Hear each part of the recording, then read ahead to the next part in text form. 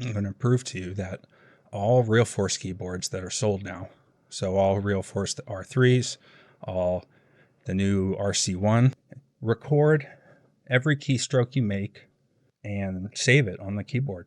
There's no way to disable this feature. And the only reason that this feature exists is for you to view a heat map of your keystrokes on Realforce Connect software. Here it is, the RC1 Connect. This is what happens when you connect. So it has the software for the RC1, and then here's your heat map. See how it added to that keylogging? You can't disable this feature. You can't. It's recording every keystroke you make and saving it to that keyboard. This is not mentioned anywhere. It's not mentioned anywhere on Realforce's website. It's not mentioned in the user guide. It's not mentioned on the privacy policy for Realforce. It's not mentioned on the privacy policy for their parent companies, Topre and PFU, Rigo USA. It's not mentioned anywhere. So there is no clear indication on how they treat this data because they don't address it at all.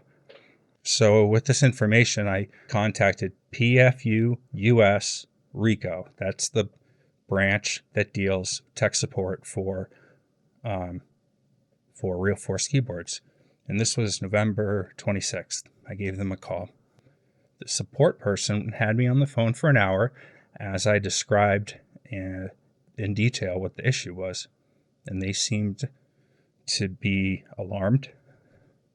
They opened a ticket and used the word urgent.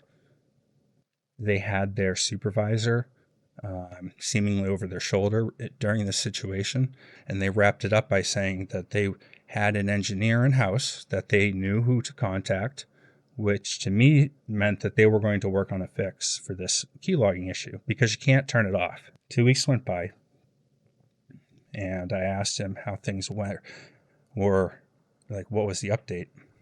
His response was verbatim that the heat mapping or the keylogging software was not supported on R2, which I knew, and that it was supported by R3 and RC1 keyboards, and if that you update it to the latest firmware and can't disable it, then it's not a toggleable feature. I wanted to give him the benefit of the doubt, so I just outlined all of my concerns that I did over the phone. I've used all of the tools at my disposal to try to figure this issue out. And I've tried to work with Realforce in a way that is fair. They've not replied to the most crucial questions. And I'm not capable of doing this sort of tech analysis of hardware or software. I went to Fiverr to try to outsource this issue. And I reached out to no less than 28 programmers. Only 2 of them said yes. Only one of them was within my budget. I paid $500 for someone to try to scam me out of it. So I didn't get a competent programmer. I need assistance from this point forward.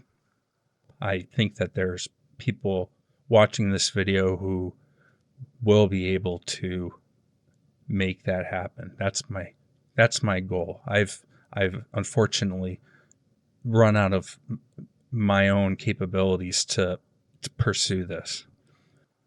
I'm asking for your help.